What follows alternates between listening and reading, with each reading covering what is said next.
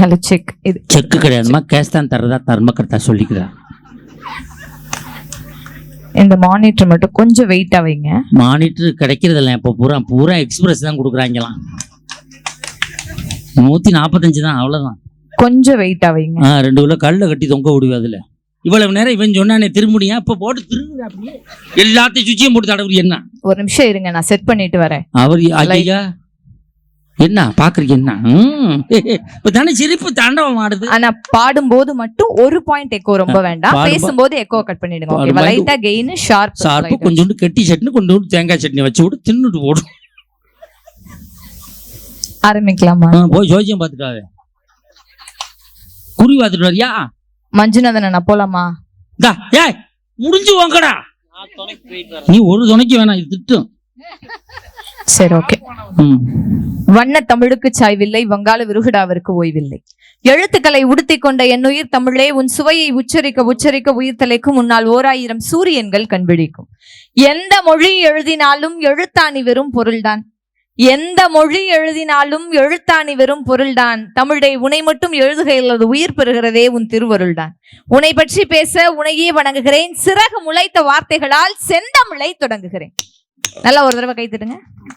ஜோரா கைதட்டுங்க பாப்பா, கம்பியில நடக்கும் பாருங்க. ஆமா, எதிரணியில இருக்க 2 பேரும் தட்டு ஏந்திக்கிட்டு வருவாங்க, பிச்சை போட்டு அனுப்புங்க. அதெல்லாம் உங்க அன்னைக்கு துரோகம் பண்ண மாட்டாங்க, இது தனியா தட்டோடு போகும் பாருப்பா. ஆள் பொருத்தமா இருக்கும், தட்டு கொடுத்து விட்டோமா. பிச்சை பாத்திரம் ஏந்தி வந்தேன் எங்க வந்துக்கிறீங்க 2 பேரும்? என்னவா தமிழ்ல பேசின மாதிரி தெரிஞ்சு வந்துருச்சு. கொப்புளிச்சு பாக்குறதுக்கு தான் கொஞ்சம் பர்சனாலிட்டியா இருப்பேன். வாயை திறந்தனா முனிசிபாலிட்டி கொஞ்ச நேரத்துல கூவமே கொப்பளிக்கும். அம்மா வேற ஆள புடிச்சிட்டு வந்துட்டாங்கடா. ஆமா, வேற என்ன வேற ஆள புடிச்சிட்டு வந்துட்டாங்களா? செல்போன் சரியில்லை, டிவி சரியில்லை, சினிமா சரியில்லை. 2 பேருக்கும் செல்போன் சரியில்லை. 2 பேரோட செல்போன் என்கிட்ட கொடுங்க. கொடுங்கடா. எதுக்கு? அவதான் செல்போன் சரிக்குதே. இல்ல, யோசிச்சு பாருங்க எவ்வளவு பிரச்சனையில போய்கிட்டு இருக்கு. உங்களை பத்தி யாராவது ஒரு வார்த்தை சொன்னாங்களாங்க? நீங்க எங்க 4 பேரை பத்தி எவ்வளவு பெருமையா சொன்னீங்க. நான் விஜய் டிவில வந்திருக்கேன், மஞ்சு நான் விஜய் டிவி, கலைஞர் டிவி, சன் டிவி, நம்ம அப்பா அண்ணா கலைஞர் டிவில, அக்கா மெகா டிவில எத்தனை புகழ் எங்களுக்காக சூட்னீங்க. உங்களை பத்தி ஏதாவது சொன்னாங்களா? எங்க 2 யூடியூப் சேனல் வந்திருக்கேங்க. நல்லா யோசிச்சு பாருங்க, யூடியூப்ல மில்லியன் கணக்குல வியூஸ் வாங்கின ஒரு நடுவர் நீங்க. நல்ல கைத்தட்டல் கொடுங்க. என்னைய பத்தி சொல்றாங்க சார், கைத்தட்டுங்க சார். யூடியூப் புகழுங்க. போங்கடா, நீங்களா வீட்டுக்கு போங்கடா. நீ சொல்லுமா ஒரு வார்த்தை, ஒரு ஒத்த வார்த்தை. யூடியூப்ல பேசி பேசி எவ்வளவு பெரிய இடத்தை நீங்க பிடிச்சிருக்கீங்க நடுவர். ஆமா ஆமா, யூடியூப்ல பேசி பேசி பெரிய இடம் பிடிச்சிருக்கேன். உண்மைதான். ஆமா, 3 மணி நேரம் இப்படி உட்காந்து பேசி பேசி யூரின் டீப் பிரச்சனை ஆகி உட்காந்துருக்கேன். எனக்கு தான் தெரியும் மும்முறது. நீங்க அப்பப்போ போயிட்டு வந்துருங்க. இல்ல நான் கேக்குறேன், செல்போன் சரியில்லை, டிவி சரியில்லை, எதுவுமே சரியில்லை. இப்ப எனக்கெல்லாம் கல்யாணம் ஆனதே செல்போனாலதான். என்ன அப்படி சொல்ற? நம்புவீங்களா நீங்க? கல்யாணம் ஆகி 6 மாசம் ஆச்சுங்க. என்ன பொண்ணு பார்த்தா அப்படி தெரியல. 6 மாசம் ஆனாலும் மாதிரி. கல்யாணம் ஆகி 6 மாசம் ஆச்சு. 6 மாசமா? நான் 6 மாசம் இல்ல, கல்யாணம் ஆகி 6 மாசம் ஆகுது. 6 மாதங்கள். 6 மாதங்கள் ஆகிறது. மாதங்கள் என்பது வேறு, மாசம் என்பது வேறு. தூய தமிழ்லயா பேசணும்? சும்மா ஒரு ஃப்ளோல சொன்னேன். இப்போ யாரா பார்த்து எப்படி இருக்கீங்க? 6 மாசமா இருக்கேன். என்ன அர்த்தம்? மாதம் என்பது வேறு, மாசம் என்பது வேறு. நடுவர் அவர்களே, எனக்கு திருமணம் முடிந்து 6 மாதங்கள் ஆகிறது. அப்படி சொல்லுங்கள்.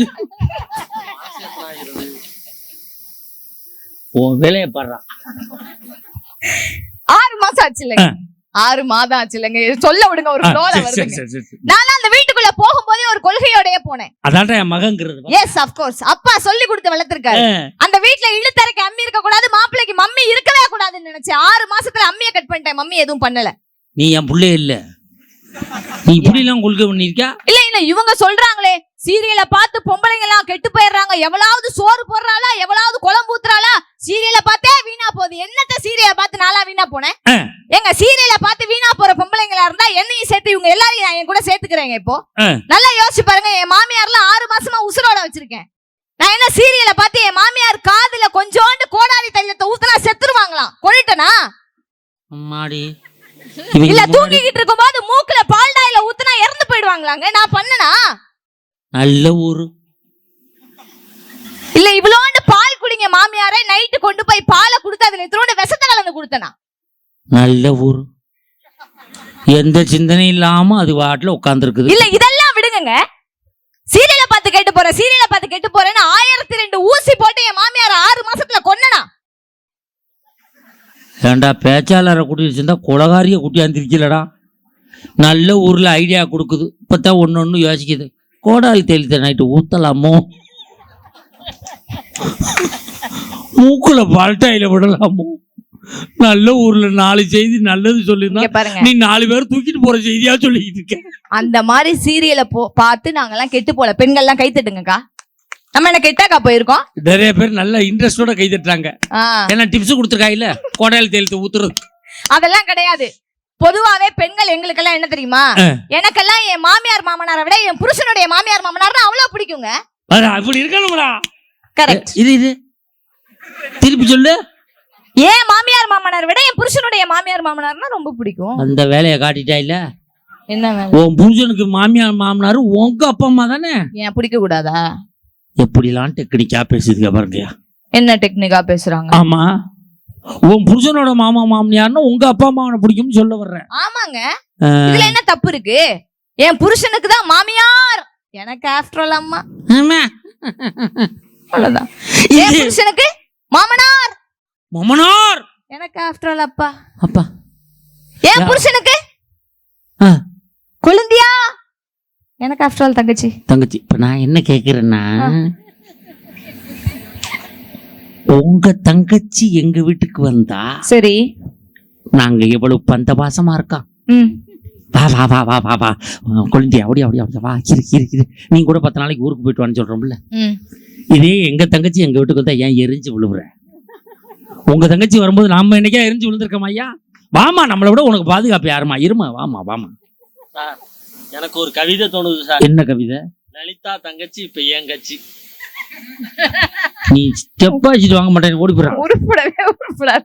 ஏதாவது கொஞ்சம் சோப்பா இருந்துச்சுன்னா உள்ள வந்து பேசிக்கிறீங்க. இந்த பொம்பளையால பேச்சு ஏதாவது திரும்பினானா இந்த பக்கம் திரும்பி பேசிக்கிட்டு இருக்காங்க. இந்த புள்ள பேச வரும் வரைஞ்சு கட்டுறாங்க. நான் சொல்றேன் சார். என்ன நீ சொல்ற? இங்க பாருங்க, நீ சிரிக்காத. நீ ரொம்ப நேரமா உன்னை நோட் பண்ணிக்கிட்டீங்க. எல்லாரும் ஒரு கூறாத்தான் இருக்கிய மேடையில. நீ இந்த தூங்குன முடிச்சுட்டான் பரவ. மேடம் சார் நல்லா பேச மாட்டாங்க. சும்மா சீரியலை பார்த்து கெட்டு போறேன் சொல்லாதீங்க. அதுவும் டிவி பாக்குறதுனாலதான் பெண்கள் எல்லாம் கெட்டு போறோமா? எங்க வீட்டுல எல்லாம் நானும் என் மாமியாரும் சேர்ந்துதான் டிவி பார்ப்போம். டிவி பார்த்தா கூட ஈக்குவலா வேலையை பார்ப்போங்க. அவங்கள நான் கஷ்டப்படுத்தவே மாட்டேன். சத்தியமா என்னையும் அவங்க கஷ்டப்படுத்தவே மாட்டாங்க. அப்படியா? நிஜமாவேக்கா, நான் சொல்லி கொடுத்துட்டு போறேன். நான் ரொம்ப கஷ்டப்பட்டு காயை நறுக்கி வைப்பேங்க. என் மாமியார் ஈஸியா சாம்பார் வச்சிருவாங்க. நான் ரொம்ப கஷ்டப்பட்டு 1 வாரமா போட்ட துணியை கொண்டு போய் ஊற வைப்பேன். என் மாமியார் ரொம்ப ஈஸியா துவைச்சு மடிச்சு வச்சிடறாங்கங்க. நான் ரொம்ப கஷ்டப்பட்டு பாத்திரத்தெல்லாம் எடுத்து கொண்டு போய் சிங்க்ல போடுவேன். என் மாமியார் ரொம்ப ஈஸியா விளக்கிடுறாங்க. எல்லாமே ஈக்குவல் தான். நீ இது வரைக்கும் நீ ரொம்ப கஷ்டப்பட்டு சாப்பிடுற. ஆமாங்க, அவங்க ரொம்ப ஈஸியா சமைச்சிடுறாங்க. நல்ல ஊர். முதல்ல வந்த ஒண்ணு பேச வச்ச. இப்ப சோறாக்குற கெடுக்கிறதுக்கு ஒரு ஐடியா சொல்லியிருக்கேன். ஏன் சோறாக்குறது என்ன பண்ண காத்திருக்கியோ? அப்படிலாம் கிடையாது. சும்மா சீரியல்ல குத்தங்கிறீங்களே. நாங்கெல்லாம் எப்பேற்பட்ட புருஷன் வேணும்னு எதிர்பார்க்கிறோம். நமக்கெல்லாம் எப்பேற்பட்ட புருஷன் வேணும்னு எதிர்பார்க்கிறோம். எப்படி? பாண்டியன் ஸ்டோர்ஸ்ல வர கதிர் மாதிரி, ஜீவா மாதிரி, மூர்த்தி மாமாவை பாத்திருக்கீங்களா? அதுல தனம் அக்கா பேசினா வாயை திறந்து பேசவே மாட்டாருமா. தனா அக்கா எனக்கு தெரியும், மூர்த்தி மாமா தெரியாது. தெரியுது பாக்கும்போது. நாங்கெல்லாம் பாண்டியன் ஸ்டோர்ஸ்ல வர கதிர், ஜீவா மாதிரி, மூர்த்தி மாதிரி புருஷன் வர மாட்டாரான்னு எதிர்பார்க்கிறோம். வந்து வாக்கிறதெல்லாம் பாக்கியலட்சுமி கோபி மாதிரியே வருது. நாங்களும் தான் நல்ல பொண்ணை எதிர்பார்க்கிறோம். வந்து வாய்க்கிறவா பாரதி கண்ணம்மாள வந்த வெண்பா மாதிரியே வந்து வாய்க்கிறான். ஈக்குவல் முடிஞ்சு போச்சு. என்ன சினிமா சரியில்லை? நல்லா யோசிச்சு பாருங்க. டிவி அப்புறம் வரங்க. செல்போன் நான் சொன்னேன்ல, எனக்கு அதனாலதான் கல்யாணம் ஆச்சுன்னு. சத்தியமா பொண்ணு பார்க்க வரும்போது வெக்கப்படணுமாமே. ஆமா, எனக்கு தெரியல, பழக்கம் இருக்காது. என் ஃப்ரெண்ட்ஸ் போய் கேட்டேன், என்னமோ வெக்கப்படணும்னு சொல்றாங்க, என்ன பண்ணணும் கேட்டேன். எனக்கும் தெரியலன்னாங்க. ரொம்ப சிம்பிள். வெக்கப்பட தெரியாத பெண்கள் கத்துக்கங்க. யூடியூப்ல போய் சர்ச் பட்டன்ல ஹவு டு டு வெக்கம், இதெல்லாம் யூடியூப்ல போடுறாங்களா? சொல்லி கொடுக்குறாங்க. வெக்கம். கல்யாணம் பண்ணி போகும்போது மாமியார் வீட்ல அந்த வலது காலை எடுத்து வச்சு எது வலது காலு? இதோ. அதான் இதா? இதுதானே? அதாடா வலது. இது சோத்துக்கால். குழப்பிட்டாங்க. அப்ப அது என்ன காலு? அது என்ன கால்? பீச்சாங்கால. இதுதாம்மா வலது காலு. பொய் சொல்லாதீங்க, இது சோத்துக்கால், இது வலது கால். ஸ்ரீதேவி, இதுதான் வலது கால், அது இடது கால். அப்படியா? ரைட் கால் தெரியுமா? ஆமா, அவங்க இப்படி பார்த்து சொல்லி கொடுக்கும் போது அந்த பக்கம் வச்சாங்க, நானும் இதே மாதிரி இப்படி மறந்து போய் வச்சுட்டேன். மறந்து வைக்கல, குடிய கெடுக்கிறதுக்கு வச்சிருக்கேன் அந்த காலை. என்ன எல்லாரும் சிரிக்கிறீங்களே? என்ன நிறைய பாதிக்கப்பட்ட சங்கம் இருக்கு. உண்மையாவே ஹவு டு டு வெக்கம் அதுல இருந்துச்சு. அதே மாதிரி வெக்கப்பட்டேன். எனக்குலாம் கல்யாணம் ஆயிடுச்சு. என் வீட்டுக்காரெல்லாம் என்ன திட்டவே மாட்டாருங்க. எங்க வீட்டுக்காரெல்லாம் 1ஆம் தேதி ஆனா திட்டுறேன், வாடகை கொடு வாடகை கொடுணும். உங்க வீட்டுக்காரன் திட்ட மாட்டேன். அது ஹவுஸ் ஓனர் இல்ல, ஏன் ஓனர். ஹவுஸ் ஓனர் திட்டுவான் 1ஆம் தேதி ஆனா. அதான் நான் அந்த ஓனர்னு நினைச்சுக்கிட்டு இருந்தேன். தெரியுமா, நான் கல்யாணம் பண்ண பொண்ணு வாக்க போகும்போது சொன்னாங்க, ஏய் மகாராசா சும்மா போய் நிமிந்துக்கிட்டு நிக்காத, சரி சும்மா அப்படி இது குனிஞ்ச அப்படியே அப்பதான் பொண்ணு கொடுப்பாங்க. நாங்க சரி 2 வயல கூட்டிட்டு போனோமா. வெள்ளச்சாமின்னு ஒருத்தன் நம்ம பங்காளி, 2 பேரு சுந்தர்னு ஒருத்தன், இவங்க கூட்டிட்டு போனேன். இவங்க ஏய் நிமிராத நிமிராதன்னாங்க. நான் இப்படியே உட்கார்ந்துருக்கேன். இவங்க 2 பேரும் காப்பியை வாங்கி உறிஞ்சு குடிச்சுக்கிட்டு இருக்காங்கம்மா. என்ன நிமிரவே விடல. அதுலயும் ஒருத்தன் இருக்கான், இந்த பொண்ணு வாக்க போகையில ஸ்நாக்ஸ் சாப்பிடும்போது அவனை கண்டுபிடிச்சிடலாம் அவன் பிராடா இல்லையான்னு. எங்க ஊர்ல ஒருத்தன் பொண்ணு பார்க்க வந்தேன், மிச்சர் கொடுத்தாங்க. மிச்சர் பேனா பேனா கடலை பொறுப்பா அப்படி பொறைக்கி தின்னான். அப்புறம் தான் தெரியுது மூதேவி கட்டிங் போட்டது வெளியில வரக்கூடாதுன்னு கடலை பொறுப்பை பொறைக்கி தின்னுக்கிட்டு இருக்கான். 3 மாசம் சென்று தான் தெரிஞ்சு அவன் லட்சணம். நல்லா யோசிச்சு பாருங்க, நீங்க யாராவது இப்ப திட்டிட்டு போனீங்கல்ல, செல்போன் சரியில்லை டிவி சரியில்லைன்னு, யாராவது பொண்டாட்டி ஜவுளி கடை கூப்பிட்டா போறீங்களாங்க? சந்தோஷமா முகத்தை வச்சுட்டு போறீங்களா? ஒரு 4 சேலை வாங்கி கொடுக்கலாம், இல்ல ஒரு 10 சுடிதார் வாங்கி கொடுக்கலாம்னு போறீங்களா? அதுக்கு தாங்க வந்திருக்கு இன்னைக்கு ஆப். மீஷோ, அமேசான், பிளிப்கார்ட். என் வீட்டுக்காரெல்லாம் என்னை பாராட்டிட்டே இருப்பாரு. நான் மீஷோல ஆர்டர் போட்டு எங்க வீட்டுக்கு சாரி வந்துச்சுன்னா என் வீட்டுக்காரர் ஒரே வார்த்தை தான் சொல்லுவாரு. என்ன தெரியுமா? செல்லக்குட்டி லல்லுமா, உன் செலக்ஷன் எப்பவுமே சூப்பர், எனக்கு தாண்டி செலக்ட் பண்ணவே தெரியாதுன்னு சொல்லுவார். ஓஹோ, சேலைய தானே? ஆமா, அதான். நான் ஒவ்வொரு டைமும் சாரி ஆர்டர் போட்டு வரும்போது என் வீட்டுக்காரர் இதே வார்த்தையை சொல்றாரு, உன் செலக்ஷன் சூப்பர் லல்லுமா, எனக்கு தான் செலக்ட் பண்ண தெரியல சொல்லுவாரு. எப்பயுமே சொல்லுவாரு. அதுவும் என் வீட்டுக்கார மாதிரி கண்ணியமான புருஷன் உலகத்திலேயே கிடையாதுங்க. கண்ணியமா புருஷன், அவன் புருஷன் கண்ணியமான, அப்படி சொல்லுவேன் சொல்றேன். கண்ணியம்மா புருஷன், ஜென்டில்மேன், ஜென்டில்மேன், கண்ணியம்மா புருஷன், கண்ணியமான, கண்ணியமான புருஷன், கண்ணியமான புருஷன், ஜென்டில்மேன், ஜென்டில்மேன், ஜென்டில்மேன். வேற ஹேண்ட்சம் கை, ஹேண்ட்சம் கை. எவனா ஒருத்தனை கரெக்டா சொல்லு. ஹலோ, இது எல்லாமே என் வீட்டுக்கார பத்தி தான் சொல்றேன். என் வீட்டுக்கார மாதிரி சூப்பரான ஹஸ்பண்ட் யாருமே கிடையாது. தெரியுமா என்ன பண்ணுவாரு தெரியுமா? எல்லாரும் நீங்க எல்லாம் நொய்யு நொய்னு பொண்டாட்டிக்கு போன் பண்ணிட்டே இருக்கீங்கல்ல, என் வீட்டுக்கார நான் வீட்டை விட்டு கிளம்புன அடுத்த நிமிஷமே போனை சுவிட்ச் ஆஃப் பண்ணிடுவாருங்க. எங்க போனானோ நல்லா இருறா, நீ சந்தோஷமா இருக்காடா, அப்படிதான்டா இருக்கணும். ஏன் எங்க போனோம்? எங்க டிஸ்டர்ப் பண்ணவே மாட்டாரு. அதான் நீ கிளம்பிட்டீங்கன்னா அவன் சொல்லிடுவாரு, செல்லக்குட்டிமா காலைல நீ 7 மணிக்கு வர வரைக்கும் போன் சுவிட்ச் ஆஃப்ல தான் இருக்கும், நீ பயப்படாத சந்தோஷமா போயிட்டு வான்னு. உன் புருஷனே எங்களுக்கு தெரியும். தேங்க்யூ. நீ வெளியில கிளம்பணும்னு சுவிட்ச் ஆஃப் பண்ணுவான், இன்னொரு போனை ஆன் பண்ணுவான். அது உனக்கு தெரியுமா? எங்க அது எமர்ஜென்சிக்காக வீட்டுல இருக்கிற போனு. நீ நினைச்சுக்கிட்டு இருக்க அதான் லைஃப் லாங்கா ஓடிக்கிட்டு இருக்க போனே. இந்த பார் மகாராஜன் வச்சிருக்கேன் பார் போனு. பெரிய போன் ஒண்ணு வச்சிருந்தீங்க, மொத்தம் 2 வச்சிருக்காரு. ஓ வேலைக்கிறா, நான் போன காணாமனு நேற்று என் பொண்டாட்டிட்டு போன்ல இருந்து போன் அடிக்கிறேன், 2 எங்கன்னு வச்சேன்னு தெரியல.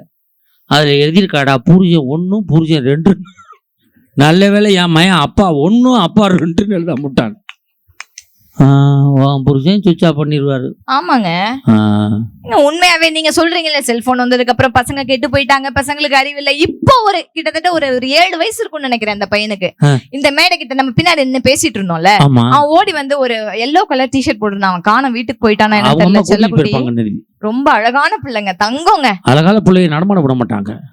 பின்னாடி இருக்கும்போது கேட்டான், நீங்க மேடைக்கு நடந்தா போவீங்க அப்படின்னு என்னை கேட்டான். அவனு சொன்னேன், ஆமா தங்கம், இங்க வரைக்கும் கார்ல வந்துட்டோம், இந்த பின்னாடி தானே இருக்கேன், ஒரு 4 அடி எடுத்து வச்சா மேடைக்கு நடந்து வந்துட போறேன் அப்படின்னு சொன்னேன். மறுபடியும் கேக்குறேன், நீங்க மேடைக்கு நடந்தா போவீங்க அப்படின்னு என்னை கேட்டான். அட ஆமா தங்கம், மேடைக்கு நடந்துதான் போவேன், இந்த பக்கத்துல தானே இருக்குன்னு சொன்னேன். அவன் என்னை பார்த்து என்ன தெரியுமா சொன்னா? என்ன சொன்னா? பட்டாம்பூச்சி பறந்து தானே போகும், நீங்க எப்படி நடந்து போ? உட்காரா, பாட்டில போட்டு உடைக்கிறேன். இருடா, பிளாஸ்டிக் பாட்டிலா இருக்கும், போட்டு உடைக்கிறேன். இதே 190 ரூபாய்க்கு வாங்கி தானே போடுவியாடா? பத்திரமா டவுசர்ல போட்டு வச்சுக்கிறேன். அவன் என்னை பட்டாம்பூச்சின்னு சொன்னதுல உங்களுக்கு என்ன பிரச்சனை? இது பட்டாம்பூச்சிடா, தெரியுமாடா? லைட்டா ஒரு பாயிண்ட் எக்கோ இது பறந்து பாத்திருக்கியாடா? இப்ப பறக்கும் பாரு. பட்டாம்பூச்சி நீ கொட்டாங்கூச்சிடி கொட்டாங்கூச்சிடி. பட்டாம்பூச்சின்னு ஒரு யூடியூப் சேனல் இருக்கு, தெரியுமா? தெரியல. அதை நான் ரெகுலரா பாப்பேன். Very good. கரகாட்டம் போடுவாங்க இதுல. கரகாட்ட பரமேஸ்வரியுடைய சேனல் பேர் தான் அது பட்டாம்பூச்சி. அதுக்கு நீங்க ஏன் விளம்பரம் கொடுத்துக்கிட்டு இருக்கீங்க? அதான் அந்த மாப்பிள்ளை சொல்ல சொன்னான். யோசிச்சு பாருங்க, இன்னைக்கு யூடியூப் வந்ததுனால, செல்போன் வந்ததுனால நாடு நாசமா போயிடுச்சுன்னு சொல்றீங்கல்ல. இன்னைக்கு யூடியூப்ன்ற ஒரு விஷயத்தினால வீட்டுல ஒண்ணுத்துக்குமே ஆகாதன்னு சொல்லிக்கிட்டு இருந்த பெண்கள் எல்லாம் இன்னைக்கு எத்தனை பேர் லட்ச லட்சமா சம்பாதிக்கிறோம் தெரியுமா? அது நான்லாம் ஒரு குக்கிங் சேனல் ஓபன் பண்ணிருக்கேன் இப்போ. சமையல் சேனல் சூப்பரா சமைப்பேன். அதான் சத்தான 4 பேர் தான். ஃபர்ஸ்ட் வீடியோவே தயிர் சாதம், ரொம்ப சிம்பிளான தயிர் சாதம். தயிர் சாதமா? ஆமா. எப்படி செஞ்சீங்க? நான் சொல்லி கொடுக்குறேன், அதே மாதிரி ஃபாலோ பண்ணுங்க. Hi, welcome to Lalli's cooking channel. இப்படிதான் ஓபன் பண்ணுவேன். ஹாய், நான் தான் பேக்ரவுண்ட். ஆமா. அப்ப வந்து பின்னாடி அப்பப்ப எட்டி எட்டி பாத்துட்டு போவாரு. Hi, welcome to Lalli's cooking channel. இப்ப எல்லாரும் ரெடியா இருந்துக்கங்க, அடுப்பு ஆன் பண்ணுங்க. அடுப்ப ஆன் பண்ணுங்க. ஒரு குக்கர் எடுத்து அடுப்புல வைங்க. தயிர் சாதத்துக்கு குக்கர், ரைட், ஓகே. ஒரு படி அரிசியை போட்டு லைட்டா பொன்னிறமா வதக்கணும். சரி, வறுக்கணும். வெங்காயமாடா அது வதக்குறதுக்கு? சரி, வறுக்கணும். அப்படி பொன்னிறமா அரிசி வறுந்து வந்த உடனே பொரியரிசி வந்துரும். இல்ல உடனே என்ன பண்ணணும்? 1 கப் எருமை தயிர், அதுதான் டேஸ்டா இருக்கும். 1 கப் எருமை தயிர் எடுத்து அந்த அரிசியில ஊத்தணும். சோறு வேக வைக்க கூடாது. ரைட், நல்ல ஐடியா. கிரைன்னு உனக்கு பயங்கரமா இருக்கு. அந்த அரிசியில ஊத்தி அதே அளவு 2 கப் தண்ணி ஊத்தணும்.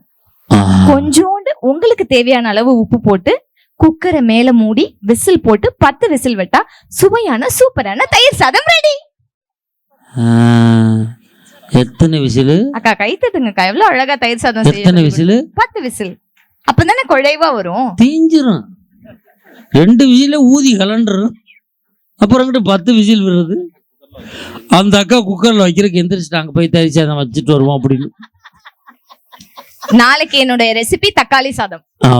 ஆமா, ஃபாலோ பண்ணுங்க, ஓகேவா? நல்லா இருக்கும், சூப்பரா இருக்கும், அருமையா இருக்கும். அடுத்து தக்காளி சாதம். இந்த ஊருக்கு வர்றதுக்கு நான் உங்கள்ட்ட ஒரே ஒரு கேள்வி கேக்குறேங்க. பொதுவாவே நம்ம எல்லாரும் கேட்பாங்க, உங்க வாழ்க்கையில நீங்க யார உங்களுடைய வழிகாட்டியா நினைக்கிறீங்க? நீங்க யார ஃபாலோ பண்ணணும்னு நினைக்கிறீங்க? இவங்கள மாதிரி நான் ஆகணும்னு நினைக்கிறேன். நான் உங்கள்ட்ட கேக்குறேன், உங்க வாழ்க்கையுடைய மிகச்சிறந்த வழிகாட்டி யாரு நீங்க? என்னுடைய வழிகாட்டி சொல்லுங்க. வேலைக்காரியா? வேலையை அப்பப்போ காட்டுறான். என்னுடைய வழிகாட்டி என்னுடைய தந்தை. ஆனா நான் சொல்லவா, நம்ம வாழ்க்கையின் மிகச்சிறந்த வழிகாட்டி எல்லாருக்குமே ஒண்ணுதான். அதுதான் Google map. Google map. Yes. இந்த ஒரு பொம்பளை பிள்ளை பேசுமே, ரூட் மேப் போட்டோம்னா. எஸ். இப்போ இந்த ஊருக்கு வர்றதுக்கு எவ்வளவு தடுமாறுனீங்க? ஆமா, சிம்பிள். எப்படி லலிதா நீ கரெக்டா கூகுள் மேப்ல போட்டவனே இந்த ஊருக்கு வந்துட்டோம் நீங்க கேட்டீங்க? நான் என்ன தெரியுமா போட்டேன் கூகுள் மேப்ல? என்னன்னு? பேரழகான ஆண்கள் இருக்கக்கூடிய ஊர்னு போட்ட உடனே சுத்தி இங்க வந்து நின்றுச்சு.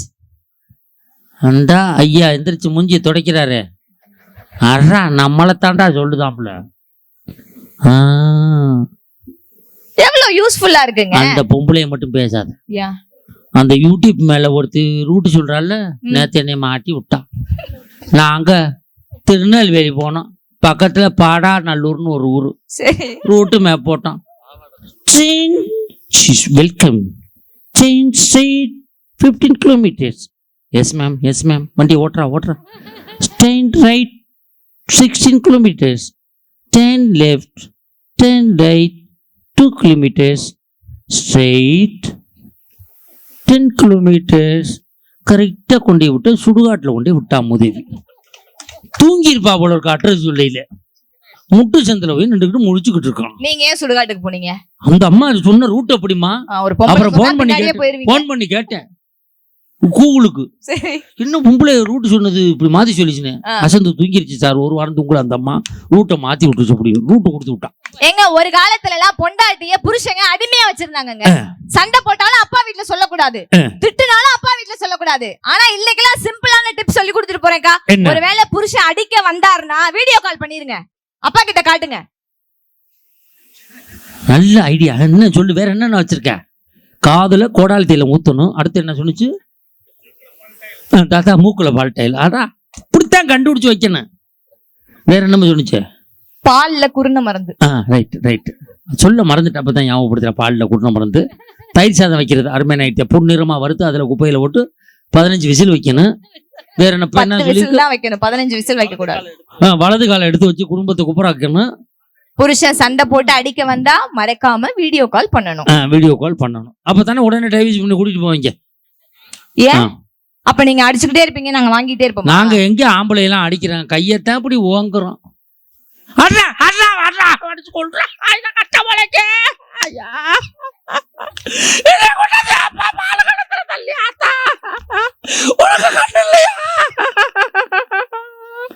அடிக்கவே இல்லை. இந்த கூணு குறுகி இந்த குப்புற படுத்து இந்த கும்மாளம் பூரா போட்டு பக்கத்து வீட்டுக்காரி வந்து மொத்தராளு ஏன்டா அடிச்சாயின்னு. நான் எங்கடி அடிச்சேன், அவளுக்கு எந்த கடுப்புலயோ என்னை போட்டு மொத்தராளு. இந்த வயிற்றுச்சு கொடுமையெல்லாம் நடக்குது. இதுல வீடியோ கால் வேற பண்ணணுமா? இப்ப என்ன தப்பு? நல்லா யோசிச்சு பாருங்க. வீடியோ கால் எதுக்கு உதவுதோ இல்லையோங்க, கல்யாணம் பண்ணி 5-6 மாசத்துல அந்த குழந்தை, அந்த மனைவி பிரெக்னெண்டா இருக்கும் போது ஒரு கணவன் வெளிநாட்டு போயிட்டாருன்னு வச்சுக்கோங்களேன், 5 வருஷத்துக்கு இடையில அவர் வர முடியாது. ஆனா அந்த குழந்தை எப்படி வளருது, ஒவ்வொரு நாளும் அது தவழ்ந்து அப்பான்னு கூப்பிடுற சுகத்தை கூட ஒரு வீடியோ கால் கொடுக்குதுன்னு சொன்னா, அந்த வீடியோ கால் இன்னைக்கு சந்தோஷம் தான் எங்களுக்கு. கண்டிப்பாமா. உனக்காக காத்திருந்தேன் நெடுநேரமா, நான் தூங்கியானதையா உள்ளோ ஏங்குது, அந்த ஒரு நொடிக்காக உசுறு வாழுது. எவ்வளவு சந்தோஷங்க. எங்க ஒரு குழந்தை கேட்டுச்சு, 5 வயசு குழந்தை, அவங்க அம்மாட்ட போய் கேட்டுச்சு, அம்மா எல்லா நாட்டு கொடியிலுமே நிலா இருக்கு, நம்ம நாட்டு கொடியில ஏமா சக்கரம் இருக்கு, நிலா இல்லன்னு கேட்டுச்சான். என்ன தங்கம் கேக்குற, மறுபடியும் கேளுன்னு அம்மா சொன்னாங்களா? இல்லம்மா, எல்லா நாட்டு கொடியிலுமே நிலா இருக்கு, நம்ம நாட்டு கொடியில நிலா இல்லையேன்னு அந்த குழந்தை கேட்டதுக்கு தாய் என்ன தெரியுமா சொன்னாலாம்? எல்லா நாட்டு கொடியிலுமே நிலா இருக்கும், நம்ம நாட்டு கொடி மட்டும்தான் நிலாவிலேயே இருக்கும்னு சொன்னாலாம். எங்க இன்னைக்கு எல்லாமே டெவலப் ஆயிருக்குங்க, எல்லா டெக்னாலஜிஸும் இம்ப்ரூவ்மெண்ட் ஆயிருக்குங்க. இன்னைக்கு வந்த தொழில்நுட்பம் பிடிக்கலன்னா எதுக்கு யூஸ் பண்றீங்க? போனை சுவிட்ச் ஆஃப் பண்ணிட்டு போக வேண்டியதானே, வீட்டுல இருக்க டிவியை வித்துட்டு போக வேண்டியதானே, நான் செகண்ட்ஸ்ல வாங்கிக்கிறேன் கொடுங்க, நோ ப்ராப்ளம். இது மாதிரி வாங்கி வச்சுக்கிறோம், கொடுக்காதீரா? இல்ல யோசிச்சு பாருங்க, என்ன பிரச்சனை உங்களுக்குன்னு நான் கேக்குறேன். வாழ்க்கையில எல்லாமே சந்தோஷமா தாங்க இருக்கு. ஒரு காலத்துல பொம்பளை பிள்ளை வீட்டை விட்டு வெளியே போகாம இருந்தா அவளை பத்தினின்னு சொல்லி வளர்த்தாங்க. ஒரு காலத்துல பொம்பளை பிள்ளை வீட்டை விட்டு வெளியே போகாம இருந்தா அவளை பத்தினின்னு சொன்னீங்க. ஆனா இன்னைக்கு பொம்பளை பிள்ளை வீட்டை விட்டு வெளியே போகாம இருந்தா அந்த குடும்பமே பட்டினின்றத மறந்துடாதீங்க. யோசிச்சு பாக்கணுங்க. இன்னைக்கு எல்லா விதத்திலையும் நாங்க உயர்ந்திருக்கிறோம்னா, இன்னைக்கு ஏதோ ஒரு பிரச்சனை எமர்ஜென்சினா எங்க வீட்டுக்கு நாங்க டக்குன்னு போன் பண்ண முடியும். முன்னாடி காலம் மாதிரி கிடையாது. இல்ல எங்களுக்கு ஏதோ ஒரு தொந்தரவுன்னா டக்குன்னு ஒரு வீடியோ போஸ்ட் பண்ணி நாங்க நியூஸ் சேனலுக்கு கொடுக்க முடியும். பல பேர் அப்படிதான் கொடுத்துக்கிட்டு திரியறாங்க. ஆமா, நல்லா ஒரே ஒரு விஷயம் சொல்றேன் கேட்டுக்கங்க. ஜிப்ரான் ஒரு சேனல் இருக்கு. ஒரு காலத்துல சிலப்பதிகாரத்துல ஜிப்ரான் ஒரு இது, ஒரு காலத்துல சிலப்பதிகாரத்துல கண்ணகி மதுரையை எரிச்சா. ஆமா, இப்ப இந்த லலிதா மதுரையை கொஞ்ச நாள்ல எரிக்க போறேன். கம்ப்யூட்டர் காலத்துல அவ்வளவு வயிற்றுச்சல்ல சுத்திக்கிட்டு இருக்கோம். ஏன்னா எங்களுக்கெல்லாம் இன்னைக்கு பாதுகாப்பு இல்ல. வயிற்றுச்சல்னா 2 ஜெலிசில் வாங்கி போடும், இல்ல டைஜின் சாப்பிடு, வயிற்றுச்சல் சரியாகும். கண்டுபிடிச்சிருக்காங்க, பழைய சோறு சாப்பிட்டா வயிற்றுச்சல் நிக்கும்னு கண்டுபிடிச்சிருக்காங்க. வயிற்றுச்சல் எப்படி தெரியுமா வரும்? எப்ப தெரியுமா மனுஷனுக்கு வயிற்றுச்சல் வரும்? பொண்டாட்டிக்கிட்ட சிரிச்சு பேசினா அம்மாவுக்கு வயிற்றுச்சல் வருது, அம்மா கிட்ட சிரிச்சு பேசினா பொண்டாட்டிக்கு வயிற்றுச்சல் வருது. ஒரு ஆம்பளைக்கு எப்ப தெரியுமா வயிற்றுச்சல் தீரும்? பொண்டாட்டி அம்மாவும் எப்ப சிரிச்சு பேசிக்கிறாங்களோ அப்பதான் ஒரு ஆம்பளைக்கே அந்த வயிற்றுச்சல் தீர்ந்து மனம் குளிரும். ஆனா பொண்டாட்டி அம்மாவும் சிரிச்சு பேசிக்கிட்டா பக்கத்து வீட்டுக்காரிகளுக்கு வயிறு தெரியுது. அதுதான் என்னன்னு இது வரைக்கும் கண்டுபிடிக்க முடியல. எங்க டிவில பாருங்க எத்தனை சூப்பர் சிங்கர் மாதிரி எத்தனை டிவி ஷோஸ் பாருங்க. ஒரு டான்ஸுங்க இன்னைக்கு அன்னைக்கெல்லாம் ஒரு டேலண்ட் இருந்தா வெளியே சொல்ல முடியாது, அது எங்க போய் நம்ம காட்டணும்னு தெரியாது. ஆனா இன்னைக்கு ஏன் குழந்தை 3 வயசு குழந்தை 1330 திருக்குறள் சொல்லுதுன்னு ஒரு தாய் யூடியூப்ல எடுத்து போட்டு இன்னைக்கு அந்த குழந்தை ஃபேமஸ் ஆகி கின்னஸ் ரெக்கார்டு படைக்குதுன்னா செல்போன் இருக்கிறதுனால தான். டிவில போய் லட்சக்கணக்கில் பிள்ளைங்க சம்பாதிக்கிறாங்கன்னா 5 வயசு 6 வயசு பிள்ளைங்க எல்லாம் பாடி சம்பாதிக்கிறாங்கன்னா யோசிச்சு பாருங்க. ஒரு குழந்தை பேசினாவே அழகா இருக்குமே, அப்பாவுக்கு பொம்பளை பிள்ளை தான் ரொம்ப பிடிக்குமா. அத கூட நாங்க சினிமால கொடுத்தோம். அப்படியா? சினிமா நல்லா இல்லங்கிறீங்கல்ல, ஒரே ஒரு படம் சொல்றேங்க, அயோத்தின்ற ஒரு படம் வந்தது. பார்த்தவங்க மட்டும் கை தட்டுங்க பாப்போம். இவ்வளவு பேர் தான் பாத்திருக்கீங்க. தயவு செய்து போய் அந்த படத்தை நாளைக்கே பாத்துருங்க. தேசிய விருதுக்கு பரிந்துரையாயிருக்கிற ஒரு படம். அந்த படம் கண்டிப்பா தேசிய விருது வாங்கும். அதுல பெரிய சிறப்பு என்ன தெரியுமா? நம்ம வட மாநிலத்தில இருந்து ராமேஸ்வரத்துக்கு ஒரு ஃபேமிலி வருவாங்கங்க. அவங்களுக்கு ஹிந்தி மட்டும் தான் தெரியும், தமிழ் தெரியாது. வந்த இடத்துல அந்த அம்மா ஆக்சிடென்ட் ஆகி பொண்டாட்டி செத்துரும். புருஷன் பொண்டாட்டிய மதிக்கவே மாட்டாங்க. பொண்டாட்டி செத்து போயிருவா. இங்க இருந்து தூக்கிட்டு போக முடியாது, எப்படி கொண்டு போறதுன்னு தெரியாது. அவன் ஒத்த கால்ல நிப்பான். இங்கெல்லாம் என் பொண்டாட்டியை புதைக்கவே முடியாது, என் முறைப்படி நான் அங்க போய் தான் எல்லாம் செய்வேன்னு நிப்பான். கடைசியில எல்லாத்துக்கும் உதவி பண்ணிட்டு ஒரு மனுஷன் நிப்பாரு, சசிகுமார். நீங்க போய் படத்தை பாருங்க தெரியும். அப்படி எல்லாம் திருந்தி புருஷன் திருந்தி பொண்டாட்டி பணத்தை தூக்கிட்டு பிளைட்ல ஏற போறதுக்கு முன்னாடி ஓடி வந்து சசிகுமார்ட்ட கேட்பாரு. அந்த பையன், அந்த வடநாட்டுக்காரு கேட்பாரு, இவ்வளவு உதவியும் பண்ணீங்க, கடைசி வரைக்கும் உங்க பேர் என்னன்னு நான் கேட்காம போயிட்டு உங்க பேர் என்னன்னு கேட்பாரு. உதவி பண்ணது யாருக்கு? இந்துவுக்கு. இவர் என்ன தெரியுமா பேர் சொல்லுவாரு? என் பேர் அப்துல் காதர்னு சொல்லுவாரு. மதங்களை இணைத்த ஒரு வாழ்க்கை இருக்கிறதுன்னு சொன்னா அதை சினிமால காட்டினாங்க. இல்லன்னு சொல்ல முடியுமா? பார்க்காதவங்க நாளைக்கு போய் இந்த படத்தை பாருங்க. அப்படி அப்பாவுக்கு பொம்பளை பிள்ளைன்னா ரொம்ப பிடிக்கும். என்ன படம் கேட்டுக்கிட்டியா? ஹரஹர மகாதேவியா? ஹரஹர மகாதேவிங்கிறாயா? அயோத்திடா. காட்டு முயலுக்கு பனி பிடிக்கும், கான குயிலுக்கு வெயில் பிடிக்கும், ஆணி வேருக்கு மண் பிடிக்கும். மகளே, நாளைக்கு அப்புறம் உன் பேச்ச கேட்டிருக்கேன். உண்மையிலே அக்கா உட்காருங்க, ஆயா உட்காருங்க ப்ளீஸ், முடிச்சிடறேன் ப்ளீஸ். நடுப்புற கடைசியில் பிச்சை எடுக்க விடாதீங்க ப்ளீஸ். ஆனால் சொன்னதை கேட்டு உட்காராங்க பாருங்க. மணி 1க்கு போயிடுச்சு, 1க்கு விட மாட்டான் போல இருக்கு அப்படின்னு சொல்லி உட்காராங்க திட்டிக்கிட்டேன். கேட்ட கேள்வி என்ன? செல்போன், டிவி, திரைப்படம் இது எல்லாம் மக்களை சீர்படுத்துகிறதா சீரழிக்கிறதா? இவங்க என்ன சொல்றாங்க? சீரழிக்குது அப்படிங்கிறாங்க. சினிமாவில் என்ன சொல்றான்? ஆதி காலத்திலிருந்து இந்த காலம் வரைக்கும் சினிமாவில் என்னத்தை சொல்றான்? ஒரே ஒரு விஷயம் தான் சொல்றான். நல்லா யோசிச்சு பாருங்க.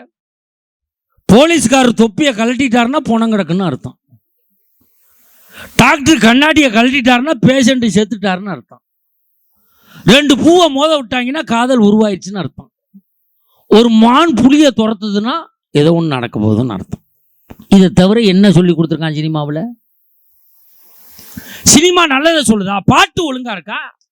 ஒரு பாட்டு போட்டிருக்கானே, சிங்குனமா நீ சிரிச்சு புட்டா நெஞ்சில ஆணி. நல்ல வேலை நெஞ்சில ஆணி அடிச்சாங்க. இதை மாத்தி நெத்தியில் அடிச்சிருந்தான்னு வச்சுங்க, மூளை கலங்கி போயிரும்ல. பாட்டு என்ன போடுற? அந்த காலத்துல ஒழுங்கா போட்டியா? நான் மாந்தோப்பில் நின்று இருந்தேன், அவள் மாம்பழம் வேண்டும் என்றால். மாந்தோப்பில் நிற்க மாம்பழம் கேட்காம கொய்யாப்பழமா கேட்பாங்க. என்ன சொல்ற பாட்டுல?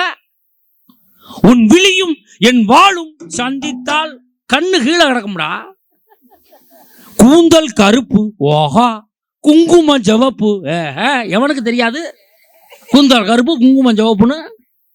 இது என்ன பாட்டு போடுற? இப்ப இன்னைக்கு என்ன ஒழுங்கா போட்டான பாட்டியா? அன்னைக்கு பட்டிமன்றம் இல்ல, தூங்கிட்டேன். அப்படியே காலம் 4 மணிக்கெல்லாம் முழிப்பு வந்துருச்சு. காது வாங்கி பழக்கப்பட்ட கை. எங்களுக்கு தூக்கம் வந்தா கூட பட்டிமன்றம் தூங்க மாட்டாங்களாம். பஸ் ஸ்டாண்ட்ல வந்து பையன் வச்சு தூங்கிட்டாவது திரும்பி எந்திரிச்சு போறான். பட்டிமன்றம் 4 மணிக்கு முழிப்பு வந்துருச்சு. டீ குடிக்கலாம்னு போயிட்டு வாசலை விட்டு தான் காலை எடுத்து வச்சேன். ஒரு பாட்டு போட்டான், அசந்து நின்றுட்டேன். சொன்னியா? நம்ம ஒன்றும் சொல்லலையே. நம்ம வீட்டில் ஆனே போறோம், சுத்தி முத்தி பார்த்துட்டு அடுத்தடி எடுத்து வைக்கிறேன். நீ சொன்னியா? சத்தியமா சொல்லலடா. அப்புறம் தான் அடுத்தடியே போடுறான். சொன்னியா சொக்க வைக்கும் சொன்னியா காதல் நீ எந்த வகை கூறு. அதை நீ முதலே கூற வேண்டியதானே? அப்ப சினிமா இப்படி இருக்கு. டிவி படாத பாடுபடுத்துறானே. ஏயா டிவி என்ன நிம்மதி போடுறான்? ஏயா மிகப்பெரிய நடிகன், மிகப்பெரிய ஜாம்பவான் நகைச்சுவை நடிகன் ஒருத்தர் இறந்து போனாரு. விவேக் இறக்குறாரு. 10,000 மரக்கன்றுகள், லட்சம் மரக்கன்றுகளை நட்டு இந்த இந்திய தேசத்தை பசுமையாக்க வேண்டும் என்று நினைத்த ஒரு நடிகன் இறந்து போறான். ஊர்வலம் நடந்துகிட்டு இருக்கு. அதை டிவியில போட்டுக்கிட்டு இருக்கான். எல்லாம் அவன் வீட்டில் நடந்த சோகமாதிரி நினைச்சு அழுதுகிட்டு இப்படியே பார்த்துக்கிட்டு இருக்கான். இடையில விளம்பரத்தை போடுறான். ஏண்டா அதுல சம்பாரிச்சா தானடா நீங்க, வேற இதுல விளம்பரத்தை போடவே முடியாதா? அப்ப டிவி மோசம் சொல்ல முடியுமா? மங்கள்யான் விண்கலத்தை ஏவறான் சிறுகரை ஓட்டாவில். எங்கேயோ நடக்கிறத நம்ம வீட்டில் உட்காந்து நம்ம வீட்டில இருந்து பாக்குறமே, ஆகா விண்கலம் மேல போகுதுன்னு கைதட்டி ரசிக்கிறானே. IPL கிரிக்கெட் நடக்குது, போய் நம்மவே ஹைதராபாத்தில் செலவு பண்ணி பார்க்க முடியுமா? சென்னையில் போய் பார்க்க முடியுமா? நம்ம வீட்டில் உட்காந்து நம் தாய் திருநாட்டு வீரர்கள் விளையாடுவதை ரசித்து கொண்டு இருக்கிறோமே. இது இந்த தொலைக்காட்சியினுடைய வரம் இல்லையா? யோசிச்சு பாருங்க. செல்போனும், இந்த செல்லு என்ன தப்பு பண்ணுச்சு? செல்போன் கெடுதல்ங்கிற. ஒரு காலத்துல நம்ம பிள்ளைக்கு பிறந்த நாள்னா போட்டோகிராஃபரை கூட்டியாந்து அவருக்கு 3000 ரூபாய் கொடுத்து போட்டோ எடுக்க சொல்லணும். இன்னைக்கு அப்படி இல்லையே. செல்போன் எடுத்து அப்படி செல்ஃபி எடுக்கிறான கேட்க வெட்டுறா தம்பி காலையில அப்படி ஸ்டேட்டஸ்ல வச்சு விடுறான். எங்க குடும்பத்தோடு நாங்கள் இந்த பாருங்க பண்ணிக்கிட்டு இருக்கோம். இது ஒரு பக்கம் சந்தோஷமா இருக்கு. இன்னொரு பக்கம் பேஸ்புக்கில் போடுறான், நாங்கள் குடும்பத்தோடு ஊட்டியில் குளிரில் அப்படியே வெயில் காலத்தில் அப்படியே ரசித்து கொண்டு இருக்கிறோம் குடும்பத்தோடு போடுறான். இதை பேஸ்புக்கில் பார்த்து வீட்டை ஆட்டையை போட்டு போயிடறான் 2 பேரும். இதுவும் நடக்குது. இவன் பெருமையா போறான், அவன் பூராத்தையும் ஆட்டையை போட்டு போயிடறான். வந்து வரல பூட்டு கலண்டு கீழே கிடக்கும். என்ன நிம்மதி இருக்கு? நீ செல்லு படுத்துற பாடு. இவர் சொன்னார செல்லால எனக்கு மனப்பாட சக்தி குறைஞ்சு போச்சுன்னு. இன்னைக்கு செல்போன் இருந்தா போதுமே, கால்குலேட்டர் தேவையில்லையே. எத்தனை மூட அரிசி போச்சு, எத்தனை மூட நெல் போச்சு, அப்படியே கால்குலேட்டர் கணக்கில் போட்டு அப்படியே டக்கு இந்த ஃபிங்கர் டிப்பில் இப்போ நீ பட்டிமன்றம் முடிஞ்சு கொடுக்குற பணத்தை எப்படி பிரிப்ப? அப்படி சம்பளம் வீளுக்கு இவ்வளோ முடிஞ்சு போச்சுன்னா ரைட்டு. இவர் நடுவருக்கு இவ்வளோ சம்பளம் தூக்கி திருட்டு உள்ள வைக்க ஆளுக்கு பாதி போடா அப்படின்னு சொல்லி எதை வச்சு கண்டுபிடிப்ப? கொரோனா காலத்தில் பள்ளிக்கூடத்தை திறக்க முடியல, பள்ளிக்கூடத்துக்கு போக முடியல. இந்த பிள்ளைகள் எல்லாம் இந்த செல்போன் உதவியால் தானே ஆன்லைன் கல்வி கற்றார்கள், இல்லைன்னு சொல்ல முடியாத. என் மயில 9th படிக்கிறான், ஆன்லைன் கிளாஸ் உடனே போடுவான். டப்புனு யூனிஃபார்ம் சட்டையை மட்டும் மாற்றிட்டு உட்காருவான். என்னடா டே டவுசரு அது கிடக்கட்டும், டீச்சர் மேலே மட்டும் தான் பார்க்கும் அப்படின்னு இப்படியே உட்காந்துட்டு இருக்கான். ஆனால் செல்போன் அவ்வளவு நல்லது தருதா? இதில் ப்ராடு பண்ணுறவங்க ரொம்ப பேர் பண்ணுறான்.